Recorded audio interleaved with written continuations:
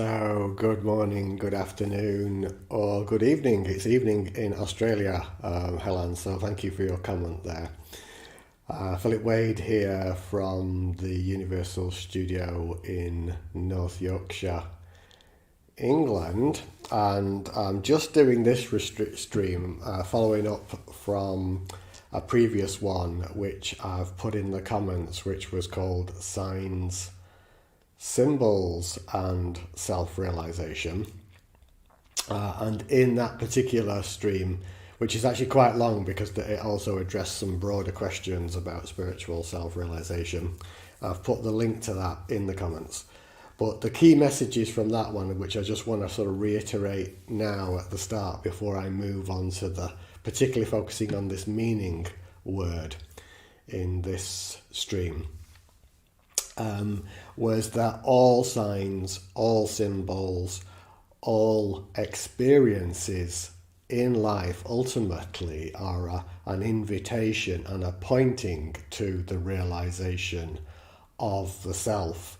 And it doesn't get any bigger than that. And that is the ultimate purpose of all these signs, symbols and things that we see, is to invite you to look deeper and realize the infinite silence, the infinite consciousness, or the infinite awareness that's already within, and that in fact you already are now and always will be and always have been.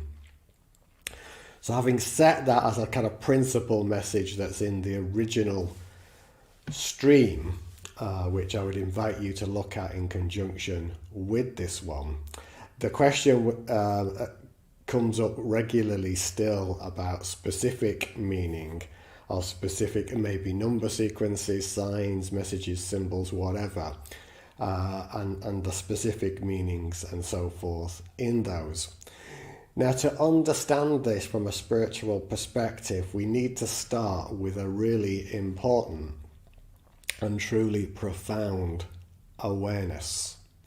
And to the mind at first, what I'm about to say may sound crazy, but actually it's very, very important as a backdrop to the realization and to the pointing that I'm sharing here. So sort of bear with it. It may also make immediate sense to you when you reflect upon it from within. And the insight I'm pointing is this. Now listen to this carefully. Nothing has any meaning at all save the meaning you give it. Nothing has any meaning at all save the meaning you give it. What that's saying in a number of ways, and I'm going to unpack that now as we go through this, is that actually meaning is something that is assigned. It's a personal thing. Just like in everyday life, a particular object, thing, person, or whatever may have significant and deep meaning for you, but be completely meaningless for somebody else. And actually, this is how the universe operates. Meaning, there's a complete absence of meaning in the backdrop of the universe, the infinite silence, the infinite consciousness, the infinite awareness. And that's actually very important, because what that then allows is provides a contextual and unchanging field for all experience and indeed all personal meaning to arise in. It's a bit like you can't have sound without silence. It's by virtue of the silence behind the sound that we can hear and experience sound. And so it is with meaning. The complete absence of a contextual field, of complete absence of meaning, provides the opportunity for individual assignation of meaning. That means that at a personal level, we get to assign whatever meaning we want to anything. And just to reiterate, something that has deep meaning to you could be completely and utterly meaningless to somebody else. So when it comes to all these signs that we see, whether it's repeated number sequences, lyrics in a song, or words you read in a book, or whatever, where is that? What is that pointing to, and where is any meaning that is seen in that coming from? Well, actually, it's coming from your own personal choice around it. Your own personal choice around it. Yet there are, within consciousness, certain patterns and types that if you look at, and I've not studied this in great depth, but I know he looked at it quite a lot. Carl Jung, for instance, at his work, there was general agreement, and there is general agreement, that there are certain, shall we say, archetypal things that point to specific things. And one example, for instance, that I've noted over many years of following dreams and so forth, and became very effective at understanding what it was they were pointing to. A very common one there that not only appears in dream language but in everyday language, and particularly in meditations and so forth. If water, for instance, appears, then this is a pointing, typically, archetypally, and quite universally across the planet, to consciousness itself. And the reason that is quite universal in its pointing is water is actually quite like consciousness. It takes up the shape of whatever container is within. And an ocean, a vast ocean, is actually a good metaphor for the realization of the self in its absolute vastness, depth, stillness, and quiet when you dive deep into the ocean. There are other archetypal type ones that are generally accepted to point to or mean specific things also. But one needs to be a little bit careful with this whole thing to do with specific meanings, say with number sequences and signs and so forth. Because if, say, for instance, you were to look at, and there are many books, by the way, out there on, say, number meaning sequences of numbers and their meaning, you might be able to find 10 different books, and each one of them will not have a perfect match for each of these sequences. And people will say one, it means something else, and in another book it might say something else, in another source something else again. And yet there are some similarities and patterns between them. So what this again is pointing to is a need to be a little bit careful and look to the specific circumstances, the specific situation, and specific way in which a sequence, a number, a sign, a symbol, and the energy of that is how it felt in the body vehicle as to what it was pointing to for you.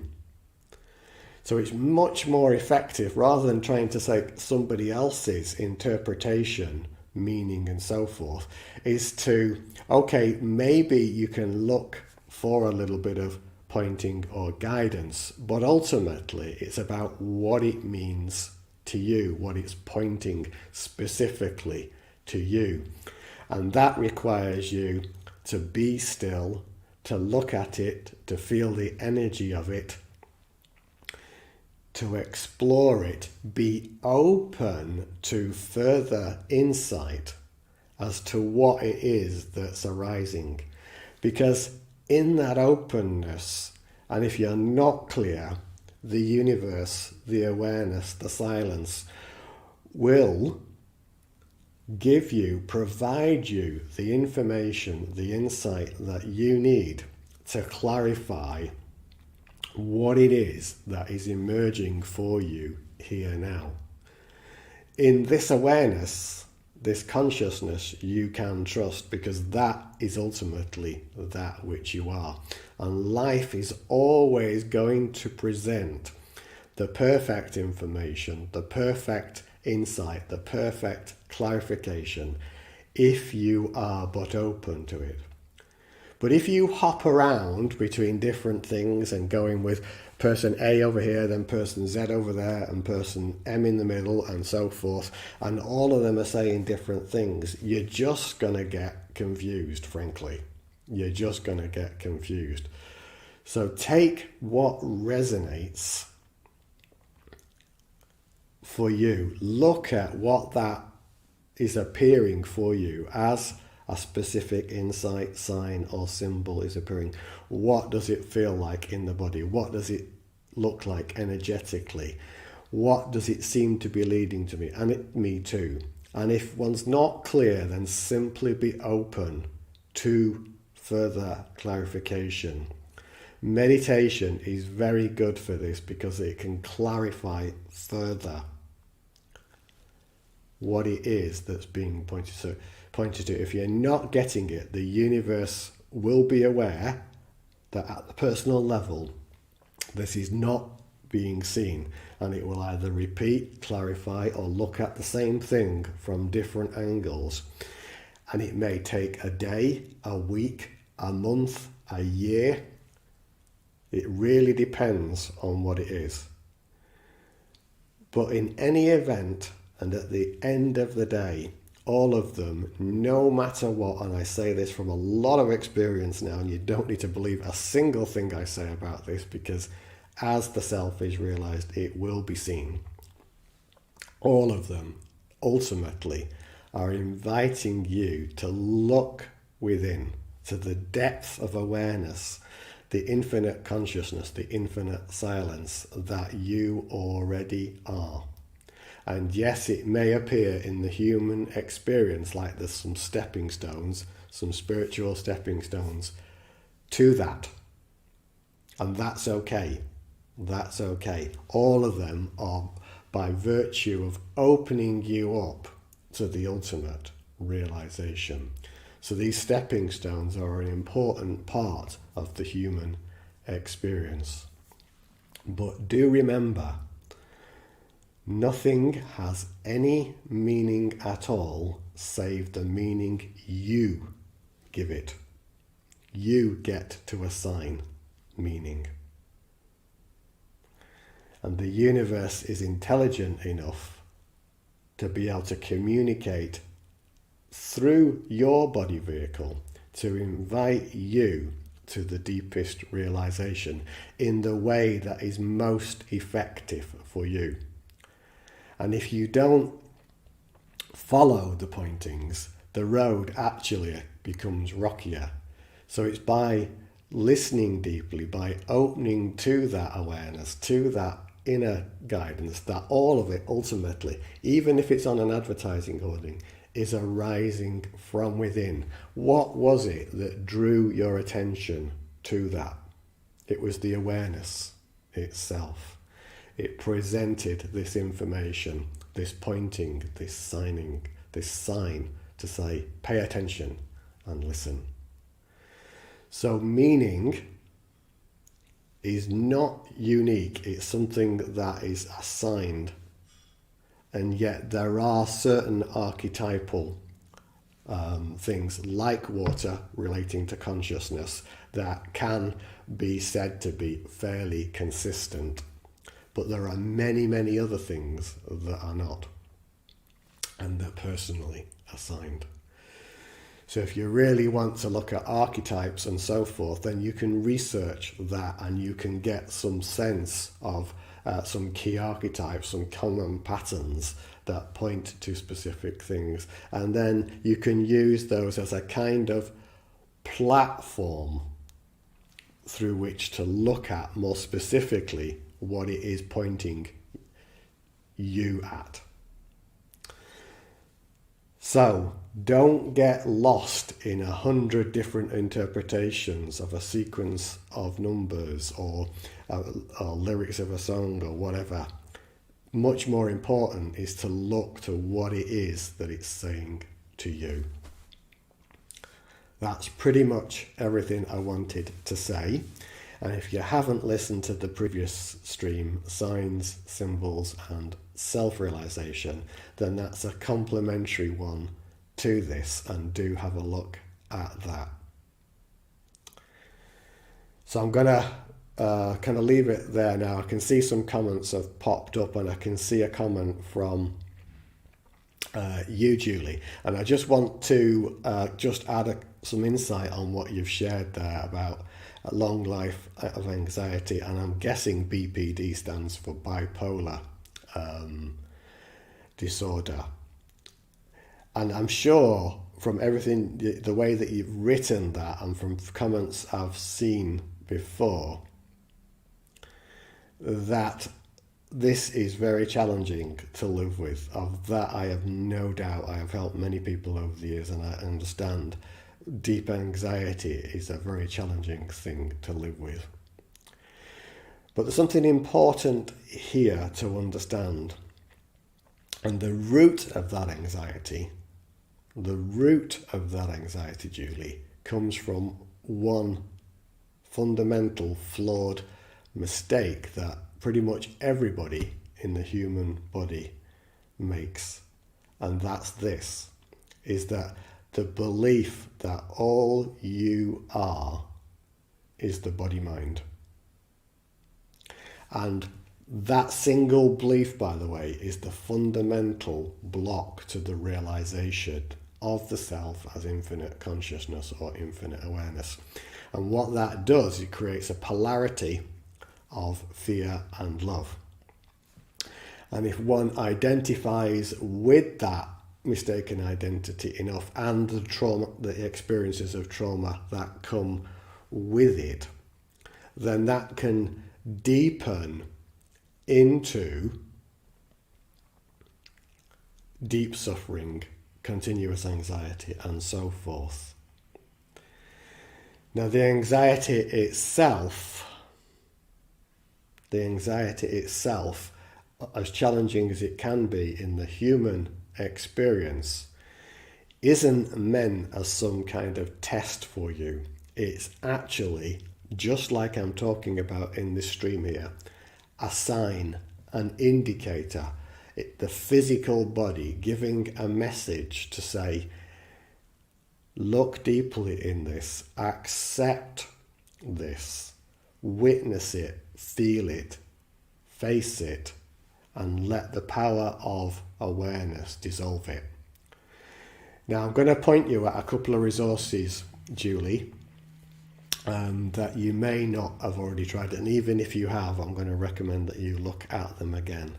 One is Jolene's meditation. It's called Rest in the Mess.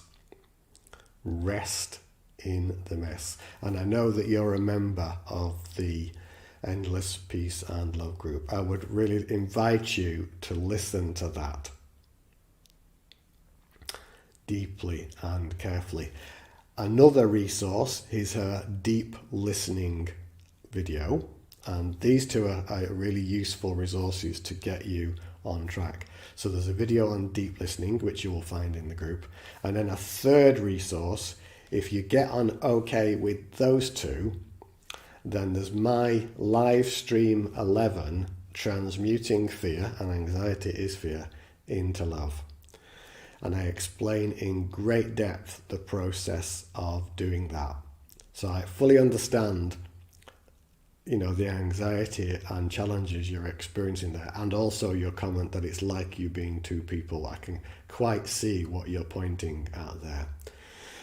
So when I close the stream, if Jolene hasn't heard this, I will post those in the comments, those resources, because they're useful for everybody. So there's the Rest in the Mess, there's the deep listening, and there's my live stream 11, Transmuting Fear into Love. So I hope those will be useful to you. And then just to reiterate They'll be in the comments, Maria. So if you just look out in the comments, it'll be after I close the stream now, because I don't want to start messing about with the keyboard whilst I'm talking. So just look out for those 3 resources, which I'll do straight after the stream. Just to come back to the original purpose of this. Jolene started to post them, so I'm going to continue talking. So you should be able to see Rest in the Mess. Rest in the Mess has just appeared. The Deep Listening one, I'm sure she's going to post soon, and also the live stream 11. So I'll keep on talking until she does that. But I just want to come back to the original purpose of this stream. Remember that nothing has any meaning at all save the meaning you give it. Save the meaning you give it. And yes, there are certain archetypal patterns where there are accepted things, e.g. water equals consciousness. But much more important is what the sign, what the feeling, what it is that's happening in you, and looking into that to get to the pointing, the specific message that is emerging in you, the ultimate version of which is to realize that you are infinite consciousness, infinite awareness, or infinite silence.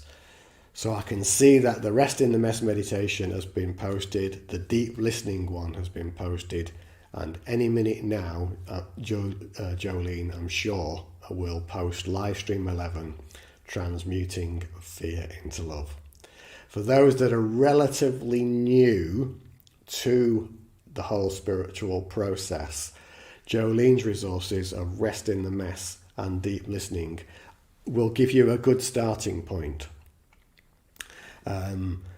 It's not that there's anything wrong with Livestream 11, it's just that if you're relatively new to this, you might find them as a useful grounding and pointing. They effectively say the same thing in a different way.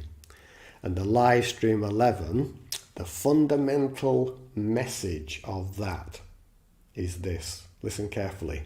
This is for Julie, for Jan, Maria, and anybody else that's listening. Listen carefully to this pointing. Thought cannot heal your pain.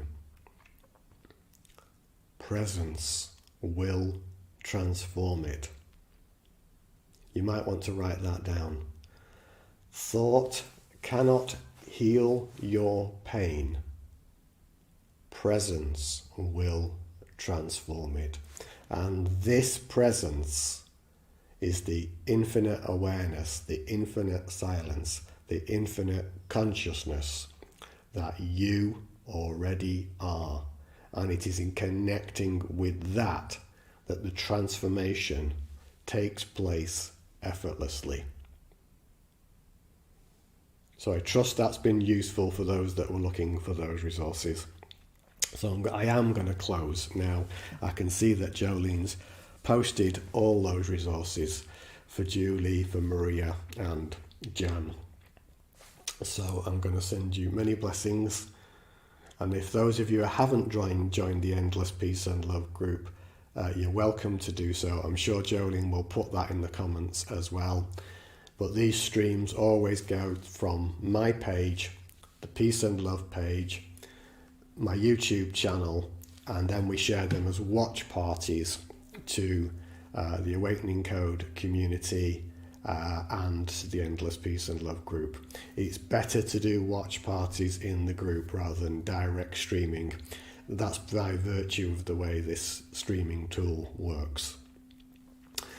So look out for those, and thank you for joining. I send you many, many blessings in these most challenging of times. Do follow up on those resources. Some of them are maybe quite long, particularly Livestream 11, which gives you a guided, not only gives you profound insights, it gives you a guided experience. You are worth it. Stick with it, go with it, and deeply listen to those 3 resources. I'm going to finish now with some harp. This track is called Seeking. It's by my friend Tara Cook, and look forward to... Oh, by the way, one other thing before I go on to that. Tonight, 5 p.m. UK time. Tonight, 5 p.m. UK time, on all the same channels, my page, YouTube, Peace and Love page, Awakening Code Community, and Endless Peace and Love group, a 30-minute infinite silence meditation. So do join us. All those people have asked questions. Do join us at 5 p.m. UK time. Check your local time at timeanddate.com. And if you can't make it at 5 p.m. UK time, it's available on a replay. And please do consider extending the invitation for all of these streams and the meditations. Share them. It helps reach more people, brings more peace, love, and calm to the world. So I really am going to close now, and I look forward to seeing you later for the meditation. So enjoy this harp. It's called Seeking by my friend Tara Cook.